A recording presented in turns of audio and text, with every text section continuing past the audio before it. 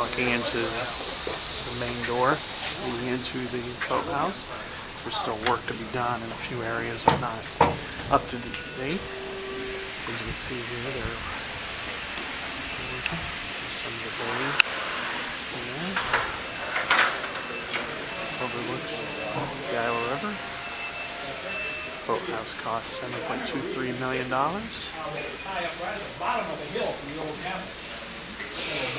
Oh, really? Really? I didn't know that was there. Steamboats and stuff down there. Oh, interesting. Okay. So as you can see, you guys will go in the tank room in just a second. A great view to the river.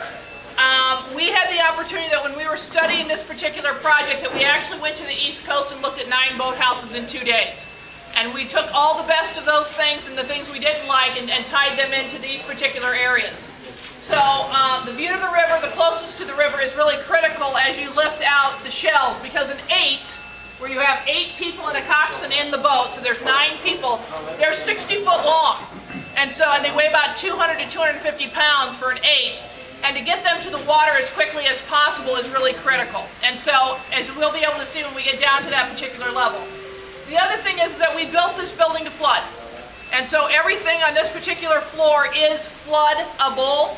After the flood of 2008, we actually changed some things in this facility. If you look at this particular wall, it was all supposed to be up to that particular level because that was the 100-year floodplain. Instead of, and then we would have drywall on top of that. Well, we changed this entire first level to either concrete or concrete block walls, so if it does flood, we power wash it out, we sanitize it and dry it, and paint it and go. And so that's something that we learned through the flood of 2008, that would be the best way to do it. Obviously the elevator would be pulled up, etc. Same thing with the tank.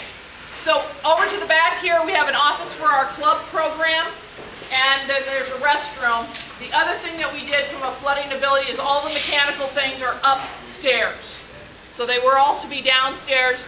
And then the 2 pumps that drive this moving water, which we'll get to, are able for us to pull them out, get them out of the building, because typically for floods they don't come automatic. We know for a week or 2 that there's the flood possibility, and we can actually pull them out and save the pumps as well.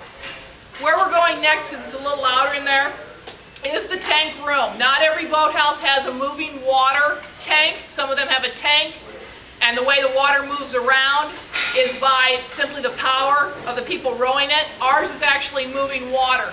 And the reason we want this is to actually teach the women how to row on moving water. Okay? So if you get the concept that they are rowing down the river, when they are in a boat, they are typically moving themselves past the water, where in here the water is moving past them, but it's the same concept of how they learn to row on moving water. Okay? So we're going to go in here and I'll show you what that means. It's not completely set up because we don't have the seats and the oar locks in place yet.